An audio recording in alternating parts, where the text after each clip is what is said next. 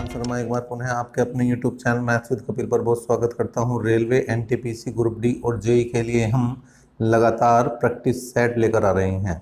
अब तक आपने देखा है जीके का प्रैक्टिस सेट और रीजनिंग का, और आज एक नए प्रैक्टिस सेट के साथ हम उपस्थित हैं और आज आपके लिए लेकर आए हैं गणित का प्रैक्टिस सेट। गणित के 25 क्वेश्चन देखेंगे जो एनटीपीसी, ग्रुप डी और जेई के लिए सभी के लिए बड़े इंपॉर्टेंट क्वेश्चन है, या कोई और बच्चा किसी अन्य एग्जाम की तैयारी कर रहा है तो उसके लिए भी समान रूप से ये बिल्कुल इंपॉर्टेंट है। तो ये 25 क्वेश्चन आप करके देखें, साथ साथ हमें जो है कमेंट बॉक्स में बिल्कुल कमेंट करके बताएं आप सभी कि आपके इन 25 क्वेश्चनों में से कितने क्वेश्चन सही आते हैं, क्योंकि इसका जो पीडीएफ आपको वीडियो के डिस्क्रिप्शन बॉक्स में बिल्कुल मिल जाएगा। आप पीडीएफ डाउनलोड कर लें, पीडीएफ डाउनलोड करने के बाद उन्हें हल करें, और अगर कहीं दिक्कत आती है तो उसे आप बिल्कुल जो है हमारी वीडियो से जो देखकर उस दिक्कत को दूर कर सकते हैं। और लेकिन उसे एक बार करेंगे और करने के बाद में जितने मार्क्स आपके बनते हैं वो हमें बिल्कुल आप कमेंट बॉक्स में कमेंट करके ज़रूर बताएं। चलिए करते हैं आज का वीडियो स्टार्ट। देखिए यहाँ पर जो पहला क्वेश्चन है वो है ए और बी की औसत आय 200 है और सी और डी की औसत आय 250 है, तो ए बी सी डी की औसत आय कितनी है। देखो ए और बी का औसत दे रखा 200 तो योग हो जाएगा 400।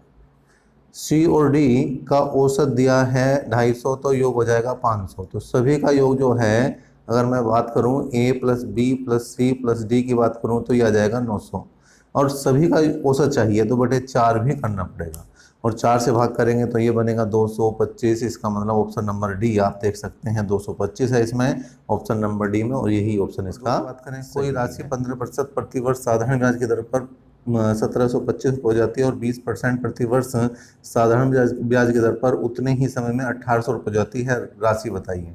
तो यहाँ पर जो दर का अंतर है वो लेंगे पहले, वो है भाई 5%। तो 5 गुणा 1/100 मतलब ये आ जाएगा भाई 1/20। ऊपर जो है वो SI है और नीचे जो है वो P है, मतलब वो मूलधन है। अब यहाँ पर जो इन दोनों का अंतर है वो ही आपका ब्याज बनेगा। तो 1 बराबर 75 के है और 20 बराबर जो है आपका मूलधन के आ जाएगा, और अगर मैं मल्टीप्लाई कर दूँ क्रॉस मल्टीप्लाई तो 1500 का आंसर, और बी ऑप्शन बिल्कुल सही। नेक्स्ट क्वेश्चन की बात करें भाई, देख क्वेश्चन नंबर 3 और 4 के लिए इन्होंने एक तालिका दी है। क्वेश्चन नंबर 3 और 4 के लिए निम्न तालिका का अध्ययन करें एवं दिए गए प्रश्नों के उत्तर दीजिए। एक कक्षा में छात्रों का बुद्धिलब्धि प्राप्तांक इस प्रकार है। किस प्रकार है? 140।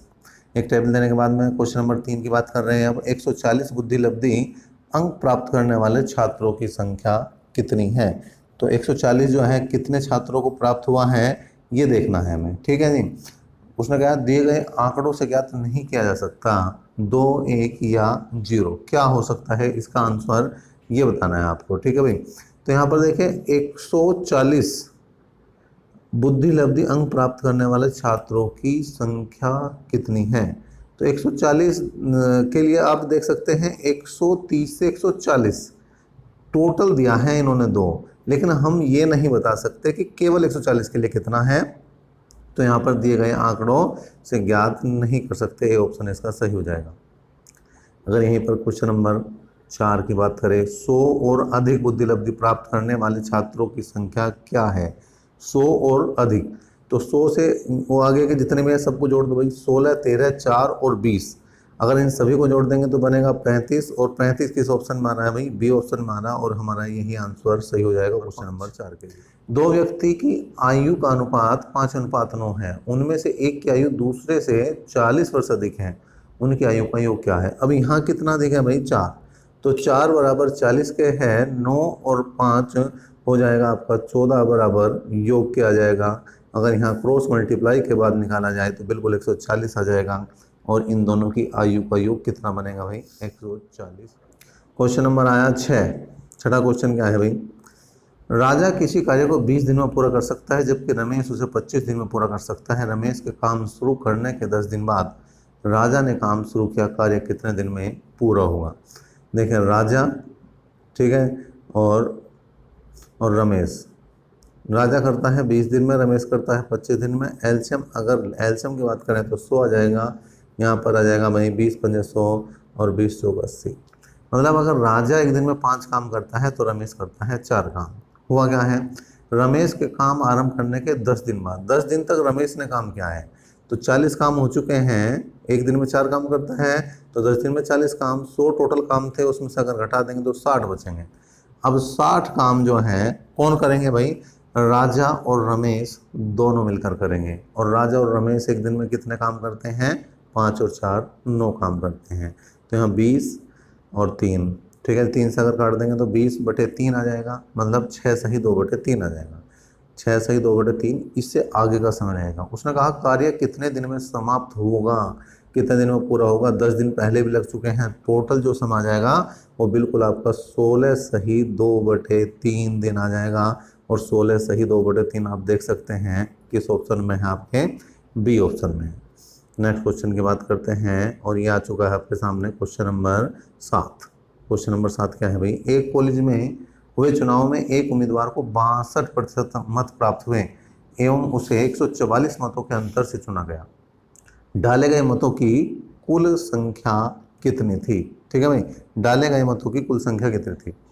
अब जीतने वाले को 62 मिले तो हारने वाले को मिले भैया 38, और दोनों का अगर मैं अंतर निकाल दूं, यहाँ 62 में से अगर 38 घटा दूं तो बनेंगे 24%, और वही बराबर हार जीत का अंतर है 144 के। कुल मत चाहिए तो 100 बराबर हो जाएंगे भैया कुल। तो 24 से अगर भाग कर जाएगा तो 6 बार ये जो है बिल्कुल कट जाएगा 144, और टोटल मत क्रॉस मल्टीप्लाई करते क्या बन जाएंगे 600, और 600 ये आंसर इसका बिल्कुल सही भी है, ठीक है। तो यहाँ पर इस तरह से 600 आंसर आपका सही होता हुआ। नेक्स्ट क्वेश्चन, क्वेश्चन नंबर 8 की बात कर लेते हैं। अगर क्वेश्चन नंबर 8 की बात करें यहाँ पर, तो ये आ चुका है आपके सामने क्वेश्चन नंबर 8 क्या है, 1.21 और 0.09 का मध्य अनुपात क्या है, क्या है इनका मध्य अनुपात, ठीक है जी। तो यहाँ पर माध्य निकालना है, तो इसका मतलब यहाँ पर ज्योमेट्रिक मीन निकालना है, गुणोत्तर माध्य निकालना है, तो वो होता है √1.21 इंटू 0.09, ठीक है जी। तो 1.1 गुणा 0.3 तो 11 3 33.33, मतलब बी ऑप्शन यहाँ पर भी बिल्कुल सही। एक छात्र अपने घर से 2.5 किलोमीटर प्रति घंटे गति से चलकर अपने स्कूल 6 मिनट देर से पहुँचता है। अगले दिन वह उसी समय घर से चलता है और अपनी गति 1 किलोमीटर प्रति घंटा बढ़ाने पर वह 6 मिनट पहले पहुँच जाता है। स्कूल और उसके घर के बीच की दूरी, अब दूरी के लिए क्या है, यहाँ पर पहले चालों का गुणनफल कर दो आप, ठीक है। जो भी चाल थी सामान्य और बढ़ी हुई चाल दोनों की गुणा कर दो बटे, अगर यहाँ पर समय का अंतर है तो चालों का अंतर लेना, और अंतर आ गया 1। और यहाँ पर देखिए चालों का समय का अंतर कैसे लेंगे, अगर दोनों बार देर देर है तो माइनस करेंगे, दोनों बार जल्दी जल्दी है तो भी माइनस करेंगे, लेकिन एक बार देर और एक बार जल्दी है तो दोनों का योग करेंगे। और ऐसा ही कुछ यहाँ पर हो रहा है, देखिए एक बार देर है और दूसरी बार यहाँ पहले मतलब जल्दी है, तो 6 और 6 12/60 हो जाएगा, तो 12×5 = 60 आ जाएगा, 5 7 35 हो जाएगा, ठीक है जी। और मल्टीप्लाई करेंगे तो 17.5 बन जाएगा। लेकिन यहाँ पर इनके ऑप्शनों में नहीं है, तो इनके सारे ऑप्शन यहाँ पर गलत हैं, और इसका जो आंसर है वो 17.5 किलोमीटर बिल्कुल सही है। नेक्स्ट क्वेश्चन की बात करते हैं, और ये क्वेश्चन नंबर आपका क्या है भाई 10वें क्वेश्चन की बात कर लेते हैं। क्या है, एक विक्रेता ने किसी वस्तु का लागत मूल्य 30% बढ़ा दिया है और अंकित मूल्य 286 रुपये तय कर दिया है, परंतु बिक्री के समय उसने खरीदार को 10% की छूट दी। लाभ प्रतिशत बताना है, ठीक है जी, बिल्कुल हमें क्या बताना है, लाभ प्रतिशत बताना है।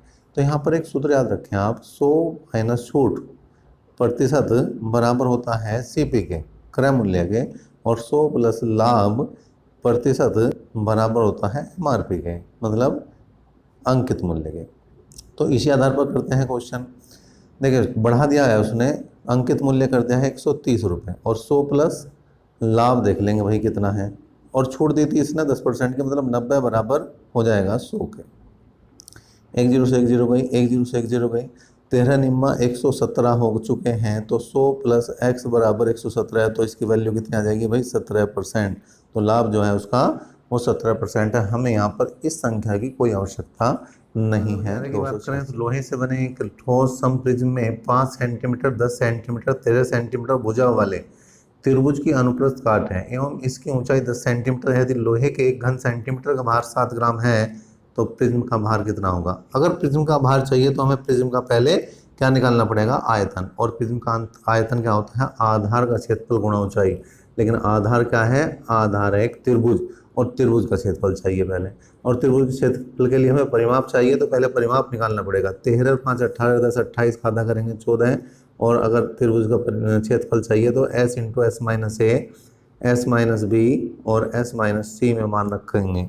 s की जगह हम रखेंगे 14, ए की जगह रखेंगे 5, बी की जगह रखेंगे 10 और सी की जगह 13 रखेंगे। और जब सभी को यहाँ पर हल कर देंगे तो आ जाएगा 6√14 बिल्कुल आ जाएगा। ठीक, हमें यहाँ पर चाहिए क्या भाई, आयतन। आयतन अगर चाहिए तो क्षेत्रफल गुणा ऊंचाई करना है हमें, और क्षेत्रफल हमारा आ चुका है 6√14 और ऊंचाई 10 है, तो कुल मिलाकर 60√14 का मान अगर देखा जाए तो आ जाएगा 3.742, और दोनों की अगर मैं मल्टीप्लाई कर दूं तो बनेगा 224.52। और अगर भार की बात करूं तो गुणा 7 भी करना पड़ेगा, 7 ग्राम, और ग्राम को किलोग्राम में अगर बदला जाए तो 1000 से। लेकिन यहाँ पर सारे जो आंसर दिए हैं हमें ग्राम में ही दिए हैं, और मल्टीप्लाई करने के बाद जो बनता है वो 1571.64 आंसर बन जाएगा इसका। ठीक है जी। तो यहाँ पर ये लगभग जो आ रहा है, लगभग में केवल और केवल ए ऑप्शन में ऐसा है जो 1571 के आसपास है, बाकी सब दूर। तो इसका ए ऑप्शन बिल्कुल सही हो जाएगा। नेक्स्ट क्वेश्चन की बात करते हैं। क्वेश्चन नंबर 12, 800 रुपये की राशि साधारण ब्याज की एक निश्चित दर पर 3 वर्ष में 956 रुपये हो जाती है। यदि ब्याज की दर 4% बढ़ा दी जाए तो यह राशि 3 वर्ष में कितनी हो जाएगी। ठीक है जी। तो यहाँ पर देखिए 4% की दर समय 3 अगर 100 कर दें तो आ गया 25, तो आ गया भैया 3/25 आ गया। ठीक है। 800 रुपये की राशि है, तो यहाँ पर मूलधन जो 800 है, तो 25 बराबर किसके हैं, 800 के हैं, और 3 बराबर किसके हैं, ब्याज के हैं। ठीक है जी, SI के हैं। तो 25 तिया 75, कितने बचे 5, 25 दूनी 50, और 32 तिया हो जाएगा भाई SI। अगर 32 तिया निकाल लो तो 96 हो जाएगा। इसका मतलब अगर मैं 96 इसमें और जोड़ दूँ तो मेरा डायरेक्ट आंसर आ जाएगा कि इसमें 956 में अगर मैं 96 जोड़ दूँ तो 6 और 6 12 का 2 का हासिल को 1, 10 और 5 15 का 5 का हासिल को 1, 9 और 1 10। तो क्या बना, सी ऑप्शन इसका यहाँ पर क्वेश्चन नंबर 12 का बन रहा है बिल्कुल सही। क्या, 1052। नेक्स्ट क्वेश्चन की बात करते हैं। क्वेश्चन नंबर आ चुका है आपके सामने 13। एक बल्लेबाज 17वीं पारी में 87 रन बनाता है और इस प्रकार उसका औसत जो है यहाँ पर कुछ बढ़ जाता है, कितना, 3 अंक बढ़ जाता है। 17वीं पारी के बाद उसका औसत क्या है। देखिए बड़ा आसान है, 87 अगर बढ़ रहा है तो माइनस करना पड़ेगा, जितनी टोटल पारी है उससे 1 कम, 16। 17 पारी थी, 1 कम ले ली, 16, 16 थी 48। अब अगर यहाँ से हम घटा दें, किस में से भाई, अगर हम 16 या 48 को 87 में से घटा दें तो बनेगा कितना, 39, और 39 किस में है हमारा, ए ऑप्शन में है। नेक्स्ट क्वेश्चन की बात करते हैं। किसी वस्तु को 25% की छूट पर 3600 रुपये में बेचा गया है, उसका अंकित मूल्य क्या है।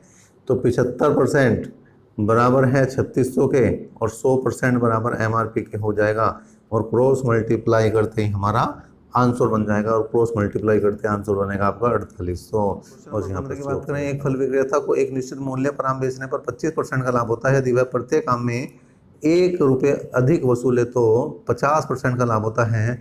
प्रारंभ में आम की कीमत क्या थी। देखिए भाई 25 और 50 का अंतर 25%, और यही किसके बराबर है, 1 के बराबर है। ठीक है जी, यही किसके बराबर है भाई, 1 के बराबर है। अब यहाँ पर हमें उसने पूछा है प्रारंभ में आम की कीमत क्या थी। प्रारंभ में आम की कीमत क्या थी अगर देखा जाए तो यहाँ पर 100% की अगर हम बात करें तो 100% बराबर कितना था, वो x। तो 25 चौका 100, तो x का मान कितना हो जाएगा भाई, 1। अगर वो उसके क्रय मूल्य की बात कर रहा तो बिल्कुल 1 हो जाएगा। लेकिन उसने पूछा है हमारे से किसके बारे में, प्रारंभिक आम की कीमत के बारे में, मतलब 25% लाभ के सहित पूछा है उसने। तो इसमें हमें क्या करना होगा, क्रय मूल्य निकालना, जैसे मैंने बताया अभी ऐसा करना। लेकिन अगर प्रारंभिक विक्रय मूल्य चाहिए तो यहाँ केवल 100 की जगह 125 रखना है, वो प्रारंभिक विक्रय मूल्य आ जाएगा, और 25 पंजे 125, और ए ऑप्शन इसका फिर सही हो जाएगा। तो यहाँ पर ध्यान देना है, अगर प्रारंभिक विक्रय मूल्य जो इसमें पूछा है तो 5 है, लेकिन अगर क्रय मूल्य पूछा है तो 4 रुपये आ जाएगा। नेक्स्ट क्वेश्चन देखते हैं, यह है आपके सामने क्वेश्चन नंबर 16। एक विक्रेता अपने माल पर अंकित मूल्य लागत मूल्य से 20% अधिक अंकित करता है, ग्राहकों को 10% की छूट देता है लाभ पर से। बिल्कुल आज ही क्वेश्चन कराया था मैंने, 100 माइनस छूट बराबर क्रय और 100 प्लस लाभ बराबर MRP, वही कर देंगे। 100 माइनस छूट मतलब 90% बराबर 100 के हैं, और यहाँ पर उसने जो लिखा है 120 लिख दिया है, और 100 प्लस लाभ हमें यहाँ पर देखना है। एक जीरो से एक जीरो कैंसिल हो जाएगा, दूसरी जीरो से जीरो कैंसिल हो जाएगी, 12 निम्मा 108 बनेगा। तो यहाँ 100 प्लस एक्स बराबर 108, तो एक्स की वैल्यू कितनी आ गई 8, तो 8% का यहाँ पर लाभ हो जाएगा। डी ऑप्शन यहाँ पर बिल्कुल सही हो जाएगा।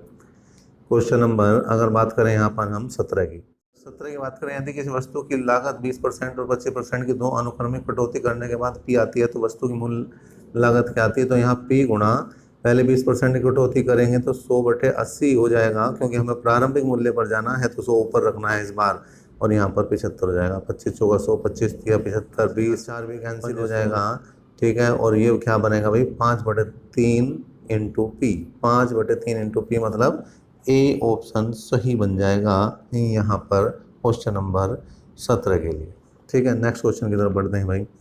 16 आदमी किसी काम को 14 घंटे में करते हैं और 12 दिन लेते हैं।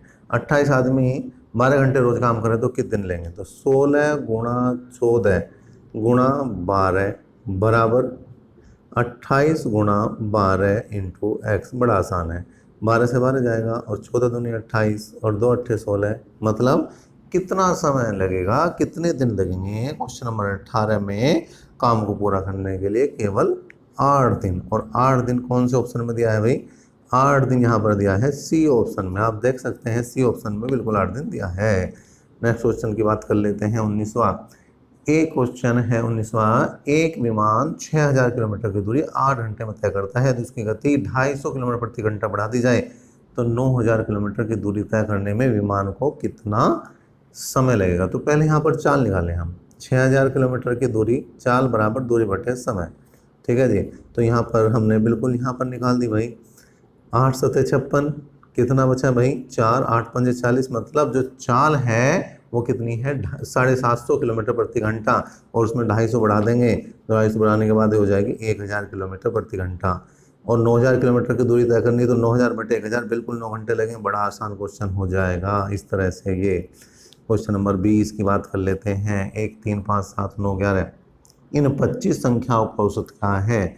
25 संख्याओं के औसत की बात करी गई है। देखिए, अगर विषम संख्याओं का औसत निकालना है तो जितनी संख्या है उतना ही औसत बन जाएगा, 25 ही बन जाएगा। सम होता तो +1 कर देते। नेक्स्ट है क्वेश्चन नंबर 21। 1008 को किसी एक अंक वाली संख्या से विभाजित किया जाए कि भागफल एक पूर्ण वर्ग संख्या बन जाए तो किस से भाग किया जाएगा। ठीक है जी, यहाँ पर हम किस से भाग करेंगे जिससे कि ये बिल्कुल पूर्ण वर्ग बन जाए। तो 1008 को आप फैक्टर कर दें, पहले 2 से काट दें, 2 पंजे 10, 2 चौक 8, फिर 2 से काट दें, 2 दूनी 4, 2 पंजे 10, 2 दूनी 4, फिर 2 से काट दें, 2 एकम 2, 2 दूनी 4, 2 छीक 12, फिर 2 से काट दें, 2 छीक 12, 2 तिया 6, फिर 3 से काट दें, 21 आ जाएगा, फिर 3 से काट दें, 7 आ जाएगा। अब देखो 2 का जोड़ा बना 3 का, लेकिन किसका नहीं बना 7 का, तो 7 ही इसका आंसर है जो डी ऑप्शन में आपका है। नेक्स्ट क्वेश्चन की बात करें, बड़ा आसान क्वेश्चन है। क्वेश्चन नंबर 22.000441 का मान ज्ञात करना है। तो 441 जो वर्ग है वो किसका 21 का, और दशमलव के बाद अगर वर्गमूल निकाल रहे हैं तो अंकों की संख्या आधी मतलब 3 हो जाएगी, और दशमलव के बाद 3 अंक डी ऑप्शन में है। यही ऑप्शन आपका सही भी है। ठीक है जी, नेक्स्ट चलते हैं क्वेश्चन नंबर 23 की तरफ। क्वेश्चन नंबर 23 आपके सामने आ चुका है। एक दुकानदार टीवी सेट के पूरे स्टॉक को खत्म करने के लिए टीवी सेट पर 12% की छूट देता है।